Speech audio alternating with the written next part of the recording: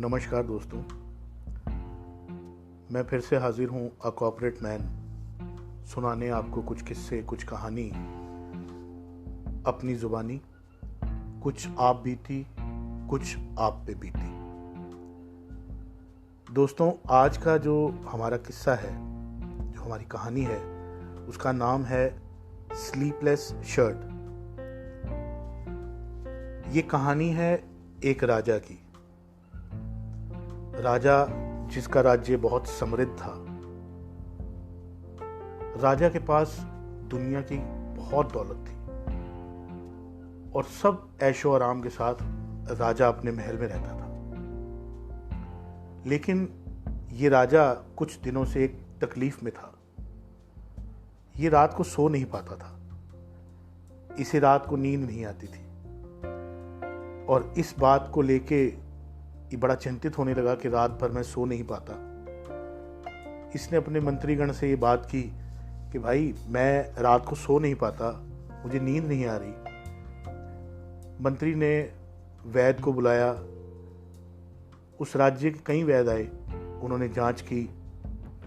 सब ने अपने अपने उपचार भी बताए, लेकिन कोई भी उपचार काम ना आया।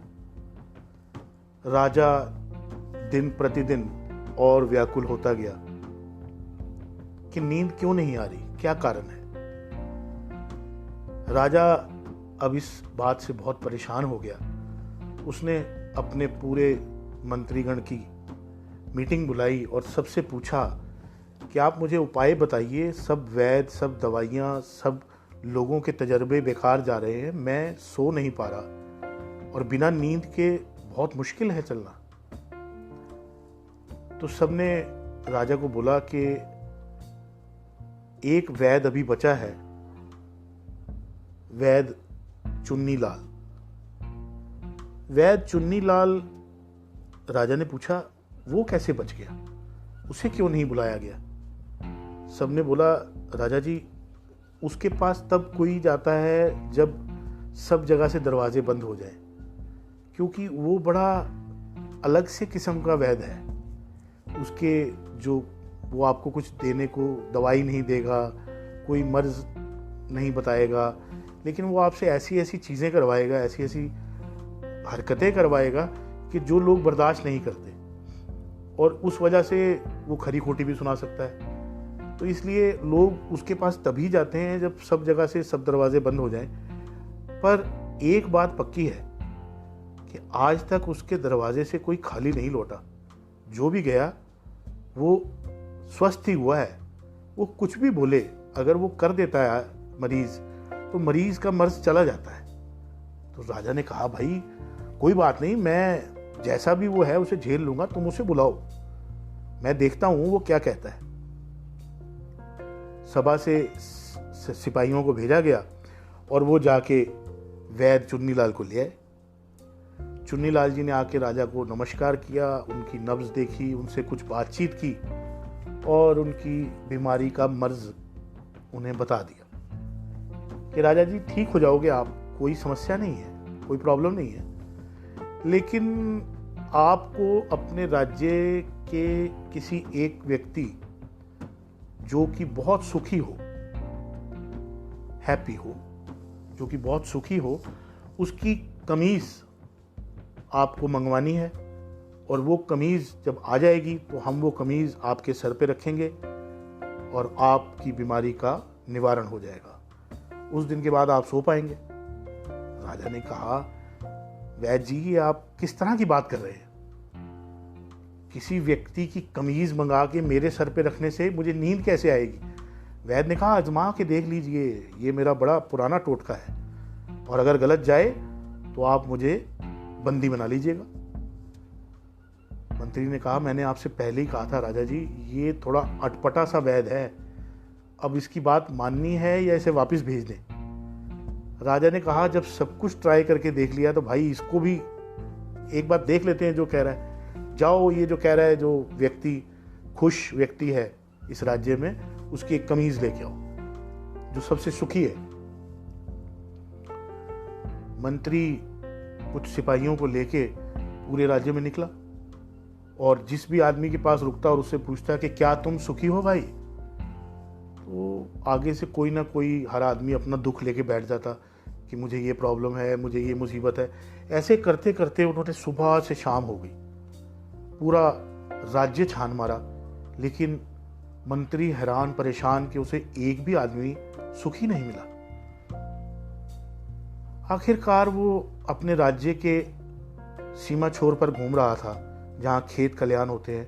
वहाँ से उसे किसी के बड़े मधुर से संगीत में गाने की आवाज़ सुनाई दी। वो गाने की आवाज़ की तरफ बढ़ता चला गया और उसने वहाँ जाके देखा कि एक किसान अपने खेत में काम कर रहा है और साथ साथ गीत गुनगुना रहा है। और वो गीत इतना मधुर गुनगुना रहा था कि मंत्री वहाँ पहुँचा और उसने देखा कि वो बड़े मज़े से अपना काम कर रहा है और गीत गा रहा है। उसने सैनिकों को कहा, मुझे लगता है कि यही वो व्यक्ति है जो सुखी है, देखो गा भी रहा है, खुश है, चलो इससे बात करते हैं। सिपाही और मंत्री जब उस आदमी पे पहुंचे, किसान पे, तो उन्होंने किसान को जाके बोला कि भाई क्या तुम सुखी हो?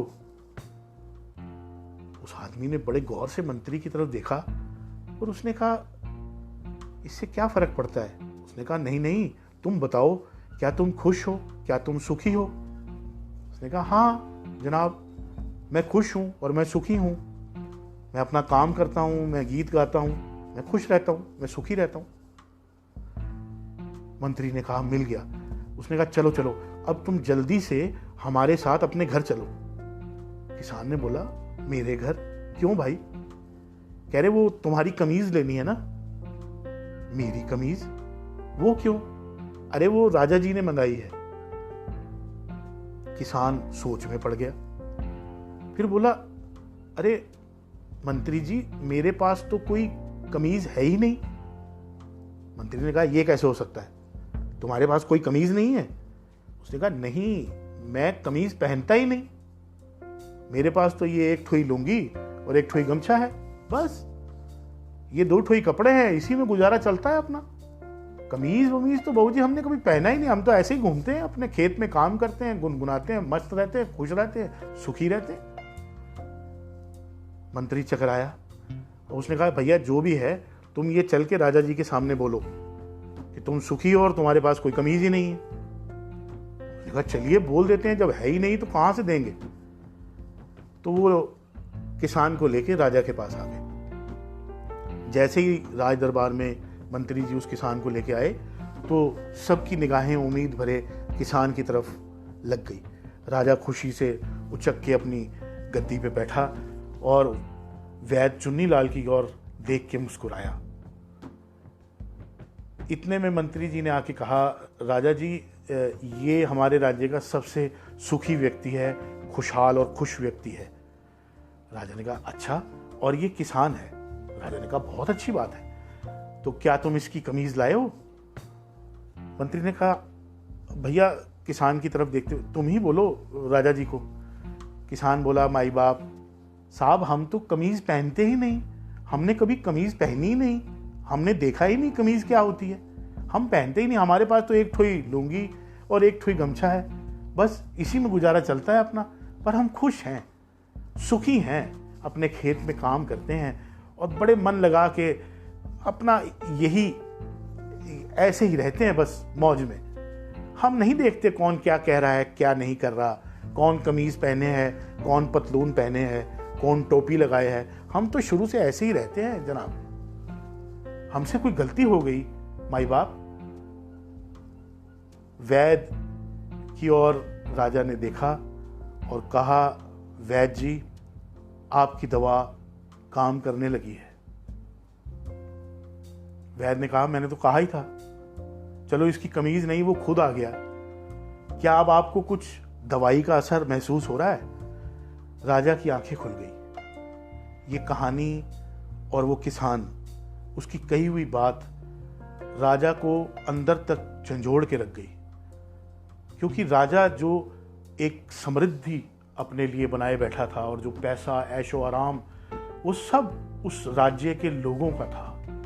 जो राजा उन पे कर लगा लगा के उनसे लेता था, और सब लोग राज्य में बहुत दुखी थे। दूसरी बात उसे ये पता चली, और तीसरी बात उसे ये पता चली कि एक आदमी जिसके पास सिर्फ 2 जोड़ी कपड़े हैं वो कितना खुश है, कितना सुखी है, कितना मौज में है, क्योंकि उसके पास जो कुछ भी है वो उसमें संतोष में है। और बाकी सब कुछ जो है उसने सारे राज्य के लिए लगा दिया। अपना तन मन धन से वो अपने खेत में मेहनत करता है, फसल उगाता है, वो भी राज्य को दे देता है और उस पर कर भी देता है। 2 जोड़ी कपड़े में पूरी जिंदगी काट रहा है। राजा ने सोचा कि मेरे पास क्या नहीं है, मेरे पास ऐशो आराम, हीरे जवाहरात, इतने कपड़े, इतना सब कुछ है, और फिर भी उसके बावजूद मैं इतना कंजूस हूँ।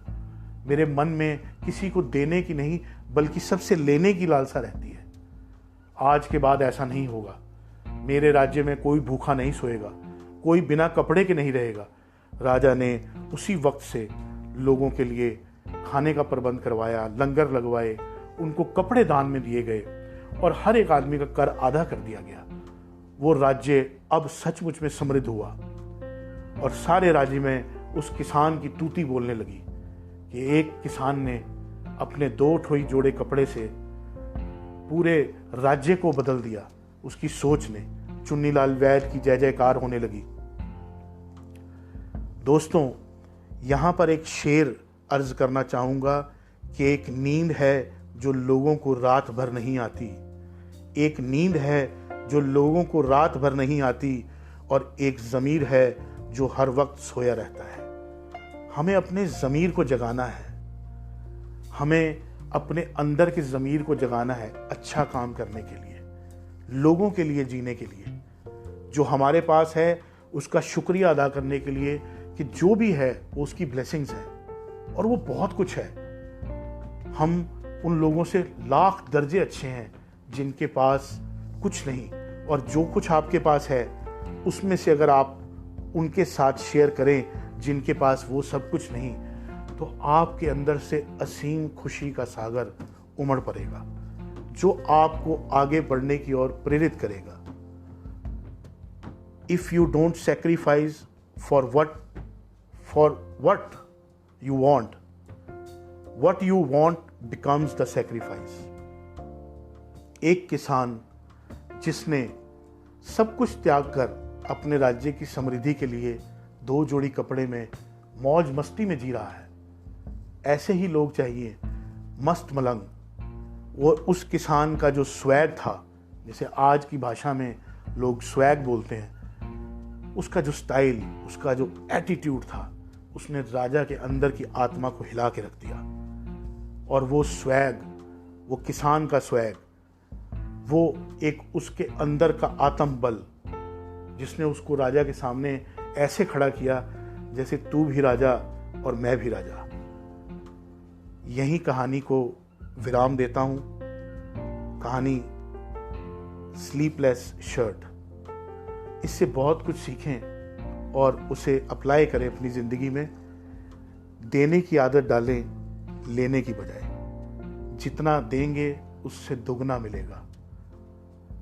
आज की कहानी यहीं रोकता हूँ और आपको छोड़ के जा रहा हूँ एक बहुत ही स्वैग भरे गीत के साथ, जिसको गाया है नविंदर ने और साथ दिया है बादशाह ने। आइए सुने ये गीत।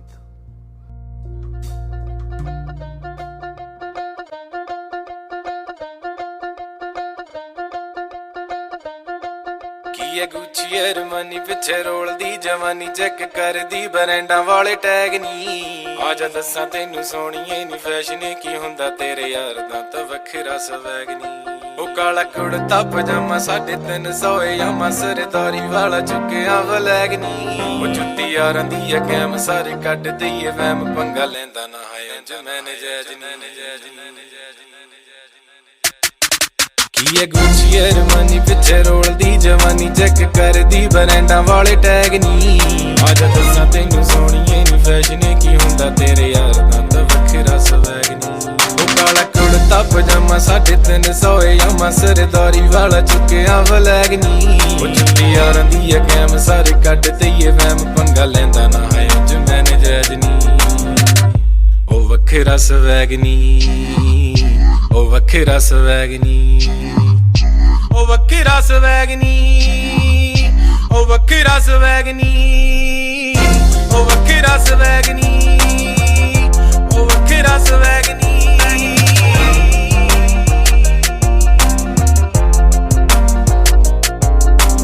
ਜਾਣਦੀ ਰਕਾਨੇ ਸਾਡੇ ਪੱਕੇ ਨੇ ਯਾਰਾਨੇ, ਜਿੱਥੇ ਵੀ ਮਿਲਾਈਆਂ ਨੀ ਨਜ਼ਾਰੀਆਂ। ਗੱਲ ਦਿਲ ਦੀ ਨਾ ਕਹੀਏ ਤਾਈਓ ਦੂਰ ਦੂਰ ਰਹੀਏ, ਠੱਗ ਹੁੰਦੀਆਂ ਨਾ ਸੂਰਤਾਂ ਪਿਆਰੀਆਂ। ਬਣਦੀ ਆ ਕੈਟ ਜੱਟੀ ਤੂੰ ਵੀ ਫੈਸ਼ਨਾਂ ਨੇ ਪੱਟੀ ਚੁੱਕੀ ਫਿਰੇ ਆਲਡੋ ਦਾ ਬੈਗ ਨੀ। ਆਜਾ ਦੱਸਾਂ ਤੈਨੂੰ ਸੋਹਣੀਏ ਨੀ ਫੈਸ਼ਨ ਕੀ ਹੁੰਦਾ ਤੇਰੇ ਯਾਰ ਦਾ ਤਾਂ ਵੱਖਰਾ ਸਵੈਗ ਨੀ। ਚੈੱਕ ਕਰ ਮਿੱਤਰਾਂ ਦਾ ਸਵੈਗ ਬਿੱਲੋ, ਗੱਡੀ ਤੇ ਕੁਰਤਾ ਪਜਾਮਾ ਤੂੰ ਵੀ ਬਲੈਕ ਬਿੱਲੋ।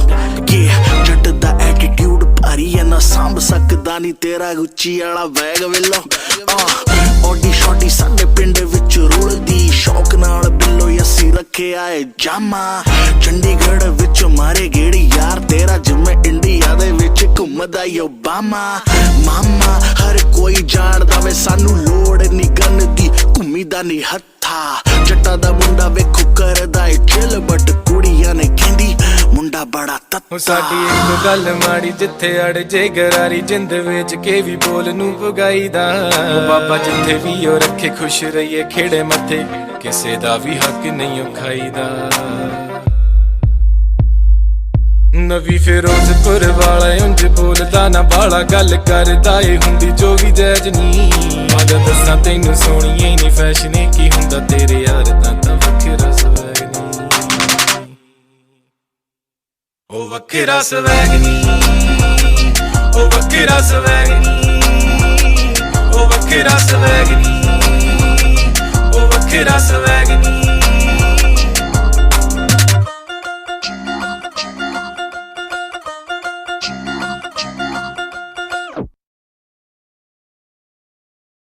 ਕਾਲਾ ਕੁੜਤਾ ਪਜਾਮਾ 350 ਯਾਮਾ, ਸਰਦਾਰੀ ਵਾਲਾ ਚੁੱਕਿਆ ਬਲੈਗ ਨੀ। ਉਹ ਚੁੱਟੀ ਯਾਰਾਂ ਦੀ ਆ ਕੈਮ ਸਾਰੇ ਕੱਢ ਤਈਏ ਵਹਿਮ, ਪੰਗਾ ਲੈਂਦਾ ਨਾ ਹੈ ਉਂਝ ਮੈਨੇ ਜੈਜ ਨੀ। ਉਹ ਵੱਖਰਾ ਸਵੈਗ ਨੀ, ਉਹ ਵੱਖਰਾ ਸਵੈਗ ਨੀ, ਉਹ ਵੱਖਰਾ ਸਵੈਗ ਨੀ, ਉਹ ਵੱਖਰਾ ਸਵੈਗ ਨੀ।